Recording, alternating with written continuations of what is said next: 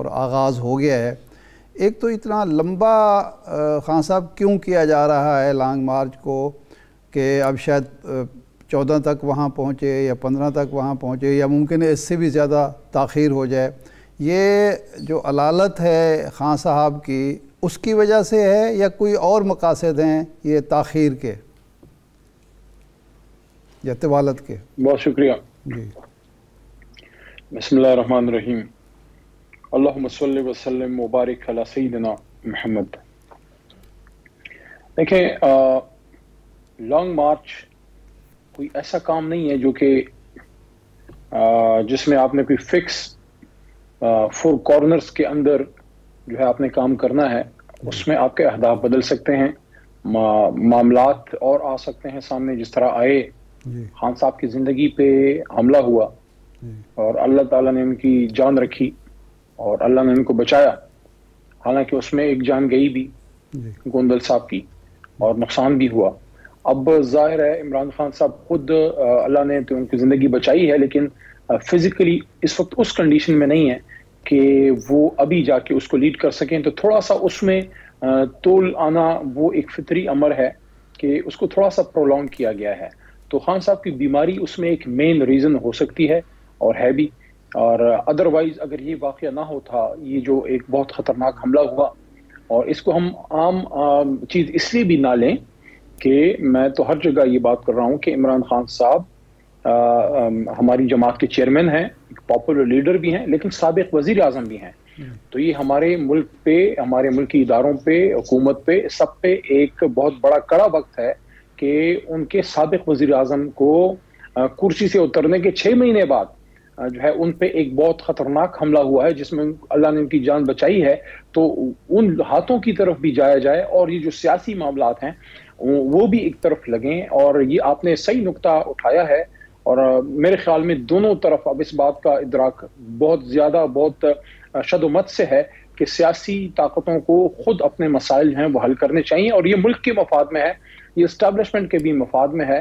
ہم پر امید ہیں کہ انشاءاللہ یہ جو اس سیاسی ایک بہت بڑی ایک دلدل ہے اور ایک بہت بڑا ایک مسئلہ جو اس حکومت نے کھڑا کیا ہے, اور یہ ان کے اپنے ہاتھ میں ہے کہ اگر وہ پازیٹیو فریم آف مائنڈ سے آگے آئیں تو ان کا حل نکل سکتا ہے. خان صاحب جب حکومت کے ذمہ داران سے بات ہوتی ہے وہ یہ کہتے ہیں تو ہاں کہ ہم تو جمہوری لوگ ہیں, مذاکرات پر یقین رکھتے ہیں, ہم مذاکرات کے لیے ہر وقت تیار ہیں, لیکن خان صاحب تیار نہیں ہوتے مذاکرات کے لیے, اور جب وہ مذاکرات کی بات کرتے ہیں تو ایسی شرائط لگا دیتے ہیں کہ وہ مذاکرات ممکن ہی نہیں ہوتے. مثلا وہ یہ کہتے ہیں کہ پہلے آپ تاریخ کا اعلان کریں, الیکشن کی تاریخ کا, اور اس کے بعد آپ کے ساتھ بیٹھا جائے گا. الیکشن کی تاریخ کا اعلان کرنے کے بعد پھر مل بیٹھنے کا فائدہ کیا ہے؟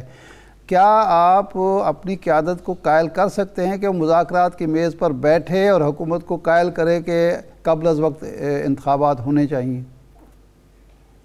دیکھیں اس میں کور کمیٹی میں اور سینئر لیڈرشپ میں اس پہ بات ہوئی بھی ہے اور ہو بھی سکتی ہے, اور کیوں نہیں بات کر سکتے, بالکل بات کر سکتے ہیں. لیکن حکومت کی طرف سے جب بالکل اس معاملے پہ دروازہ بند ہوتا ہے کہ وہ اس بات کو سننے کے لیے ہی تیار نہیں ہے, کہ بار بار یہ بات کی جاتی ہے کہ ہم نے اپنی مدت پوری کرنی ہے, تو میں ان سے پوچھنے کی جسارت کرتا ہوں کہ آپ نے کون سی اپنی مدت پوری کرنی ہے؟ آپ تو بغیر مدت کے آئے ہوئے ہیں. یا تو آپ جنرل الیکشن جیتتے, یا آپ ایک آرگینک طریقے سے, ایک نیچرل طریقے سے عدم اعتماد کر کے لے کے آ کے پاس کرتے اور آپ حکومت میں آتے, تو ہم پھر کہتے کہ چلو ایک جمہوری سسٹم. یہ تو اب کوئی چھپی ہوئی بات نہیں ہے کہ اس میں بیرونی مداخلت ہوئی, اور ہم نہیں کہتے. شہباز شریف صاحب کے نیچے بیٹھی ہوئی نیشنل سیکیورٹی کمیٹی نے کہا کہ امریکہ کی مداخلت تھی, اور اسی وجہ سے تو ڈیمارچ کیا گیا, اسی وجہ سے تو احتجاج کیا گیا امریکہ کے سامنے. تو جب یہ کہتے ہیں کہ نہیں پہلے اپنی مدت سے پہلے الیکشن ہونے کا سوال ہی پیدا نہیں ہوتا, تو ہم یہ نہیں کہتے کہ آپ ڈیٹ دیں کہ اس ڈیٹ کو, لیکن آپ اس بات کو مانیں تو صحیح کہ وقت سے پہلے الیکشن ہونے ہیں. اب اس پہ پھر بات ہو سکتی ہے کہ کتنا پہلے ہونے ہیں, اور یہ اس میں بیٹھ کے بہت سی موڈیلٹیز ڈسکس کرنی ہے. اچھا یہ بڑی امپورٹنٹ بات ہے علی محمد خان صاحب, آپ بہت امپورٹنٹ بات کر رہے ہیں. اس پہ کوئی انیشیٹو ہو چکا ہے؟ کیونکہ یہی بنیادی نقطہ تھا کہ آپ کہہ رہے تھے تاریخ دیں, وہ کہہ رہے تھے تاریخ نہیں دینی. اب کچھ اس پہ معاملات چل رہے ہیں کیا؟ یہ برف پگھل رہی ہے؟ دیکھیں میں تو کسی اس طرح کے مذاکرات کا حصہ نہیں ہوں تو میں تو شور شارٹ بات نہیں کر سکتا، لیکن اگر حکومت کی طرف سے یہ بات ہو کہ ہاں ہم ارلی الیکشن کے لیے تیار ہیں تو تبھی بات ہوگی نا۔ اگر وہ الیکشن کے لیے تیار ہی نہیں ہیں، ہم یہ تو نہیں کہہ رہے کہ آپ 1 جنوری کی تاریخ دیں، لیکن آپ یہ تو کہیں کہ آپ ارلی الیکشن جو شیڈیول ٹائم ہے اس سے 4-5 مہینے پہلے کی کوئی ڈیٹ ہو سکتی ہے۔ اب کون سی ڈیٹ ہو اس کو پھر ڈسکس کیا جا سکتا ہے کہ 1 تاریخ ہے، 10ویں ہے، 20ویں ہے، لیکن اگر آپ اس پہ تیار ہی نہیں ہے کہ ہم ارلی نہیں، اس کا مطلب یہ ہے کہ پی ٹی آئی، علی صاحب پی ٹی آئی نے جو شرط لگائی تھی کہ آپ جو ہیں وہ الیکشن کی تاریخ دیں تو ہم بیٹھیں گے، یعنی اس شرط سے اب آپ وڈرا کر رہے ہیں، آپ اس شرط سے بھی پیچھے ہٹ رہے ہیں؟ نہیں، شرط سے اس کو آپ پیچھے ہٹنا نہیں کہہ سکتے، کیونکہ جب تک وہ اس بات پہ راضی نہیں ہوں گے کہ ہم ارلی الیکشن کے لیے تیار ہیں، اگر وہ ارلی الیکشن کے لیے تیار ہیں تو پھر اس بات پہ بیٹھک ہو سکتی ہے کہ کون سی ڈیٹ ہوگی۔ لیکن ارلی الیکشن کا مطلب یہ نہیں ہے کہ شیڈیول الیکشن سے مہینہ یا 2 مہینے پہلے، پھر تو آپ وقت پہ ہی کریں۔ ارلی الیکشن کا مطلب یہ ہے کہ یہ ابھی آپ کا نومبر تقریباً آپ گزرا ہی سمجھیں اور دسمبر، تو اگلے سال پہلے 2 مہینے میں 3 مہینے تک اس کو آپ ارلی الیکشن کہہ سکتے ہیں۔ اس کے بعد تو پھر وہ روٹین کی کاروائی ہو جائے گی۔ تو اگر آپ سمجھتے ہیں کہ اس ملک کے مسائل کا حل یہ ہے کہ ارلی الیکشن ہو، میں حکومت سے مخاطب ہوں، تو پھر آپ کو ذہنی طور پہ اپنے آپ کو تیار کرنا ہوگا کہ اگلے سال کے 2-3 مہینے اس سے لیٹ ہوگا تو پھر تو کوئی فائدہ نہیں ہے، کیونکہ ہم بھی یہ ان ریئلسٹک ڈیمانڈ میں نہیں سمجھتا ہمیں کرنی چاہیے کہ آپ دسمبر میں کرا دیں، وہ نہیں پاسبل۔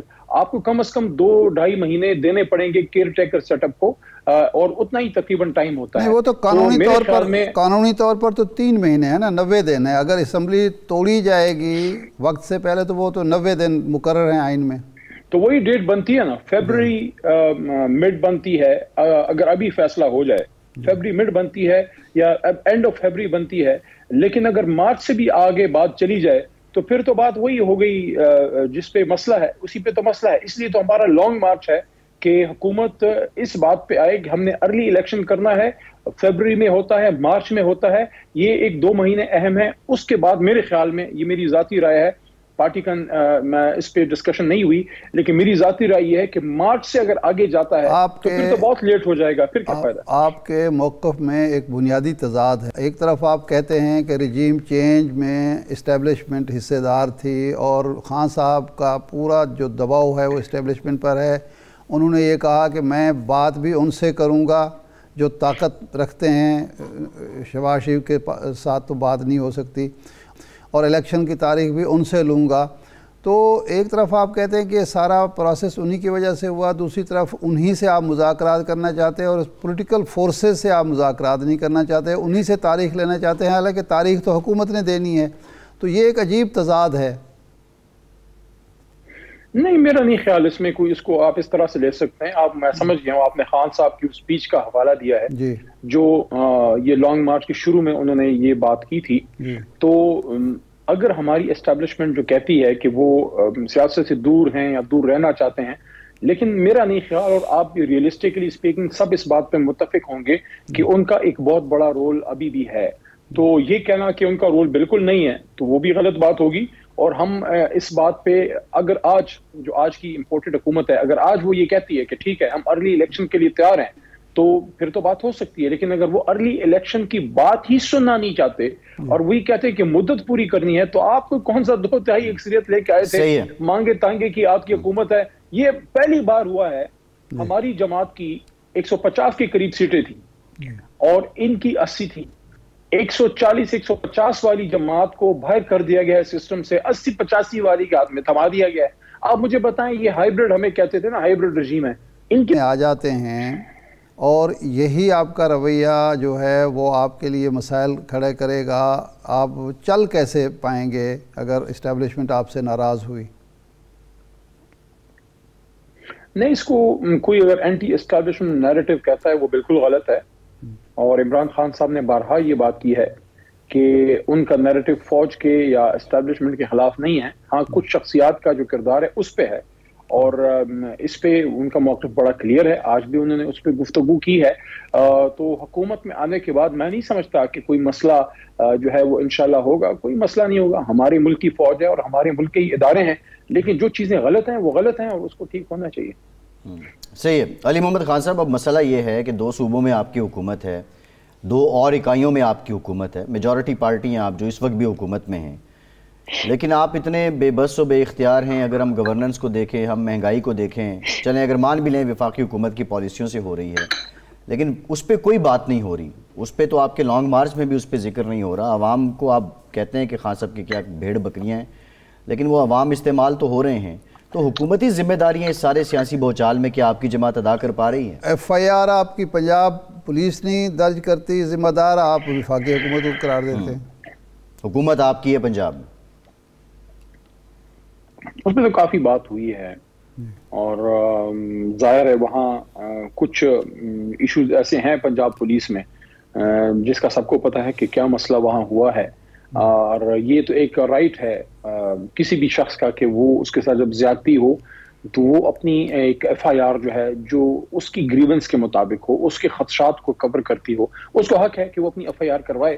اور اس کے بعد انویسٹیگیشن سٹیج پہ پولیس اس سے اگر کوئی بے گناہ اس میں کسی کا نام آیا ہے اس کو نکال سکتی ہے. تو ایف آئی آر میں نام آنے کا مطلب ملزم ہوتا ہے، مجرم نہیں ہوتا.